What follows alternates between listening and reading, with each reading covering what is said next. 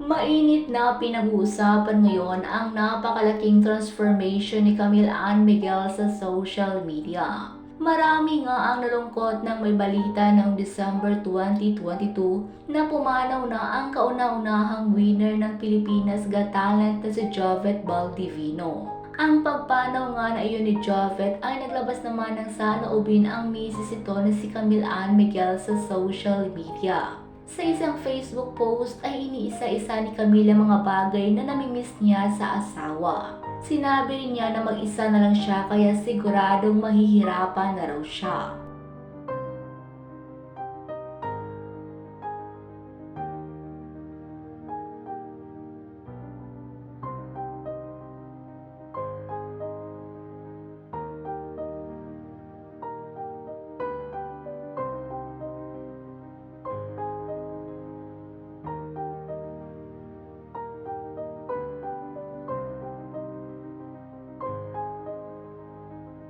Nabanggit din ni Camille na bago maoperahan ng mister ay nangako ito na babalik sa kanya.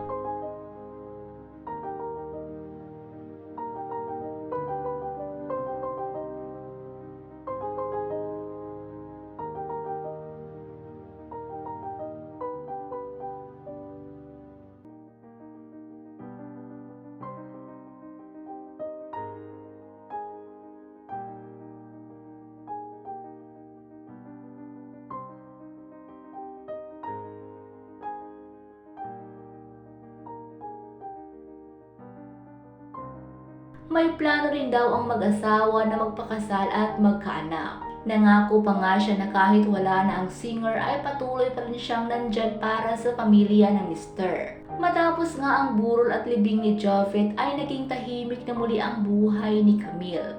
Ngunit hanggang paunti-unti ay napapansin nga ng ilang mga netizens na tila nagpapaganda na umano ito. Sa ngayon nga ay magdadalawang taon na rin namang pumanaw si Jovet. At wala pa namang ipinakilalang bagong lalaki sa madla si Camille na nagpapasaya sa kanyang puso.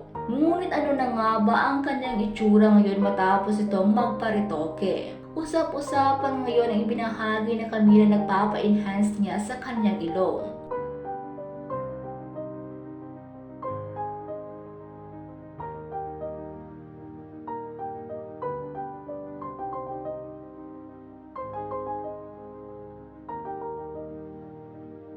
Mula sa kanyang operasyon hanggang sa pagpapagaling nito ay ipinakita niya sa madla. Lalong ang gumanda si Camille kahit hindi pa fully healed ang kanyang ipina-enhance na ilong. Malayong malayo na lang nga ang itsura ni Camille noon sa itsura niya ngayon. Mapapansin nga na kahit nasa healing process pa lang si Camille sa pagkawala ni Jovet ay hindi nito pinababayaan ang kanyang sarili. Mas lalong ang inalagaan ni Camille ngayon ang sarili niya. Maging ang mga netizens nga ay napansin ang kagandahan ngayon ni Camille.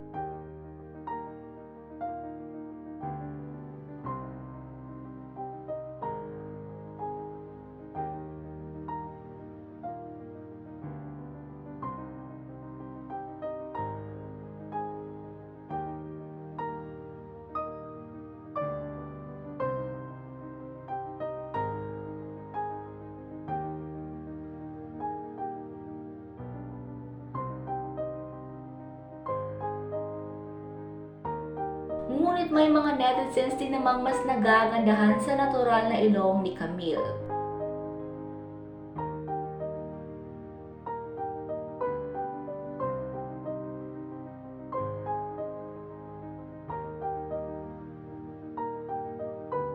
Samantala, kung mapapasin nga sa profile picture ni Camille ay kasama pa rin ito ang yumaong kasintahan na si Jovet.